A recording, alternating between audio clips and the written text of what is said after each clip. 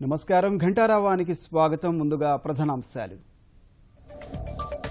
బోధన ఆసుపత్రుల్లో పరిశుభ్రతకు పెద్దపీట దిశగా కీలక అడుగు. 13,000 మంచాలకు రోజు దుప్పటి మార్చే కార్యక్రమానికి శ్రీకారం. ఉత్తమ ప్రతిభ కనబర్చిన విద్యార్థులకు ముఖ్యమంత్రి సన్మానం.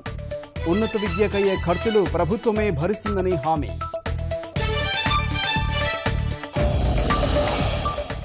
హైదరాబాద్లో మహానాడు సన్నాహక సమావేశం. తెలుగు వారికి అండగా ఉండడమే తెలుగుదేశం లక్ష్యమన్న చంద్రబాబు.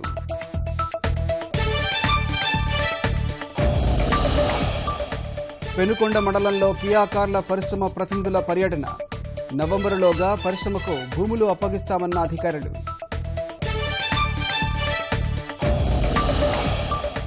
నారాయణరెడ్డి హత్య కేసు ఛేదించిన డోన్ పోలీసులు. 12 మంది నిందితులు అరెస్టు.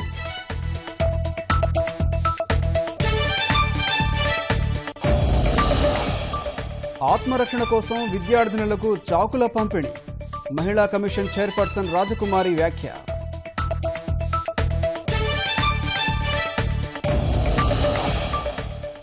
పాకిస్తాన్కు ఇచ్చే సాయంలో అమెరికా భారీ కోత. నిధులను రుణంగా పరిగణించాలని నిర్ణయం.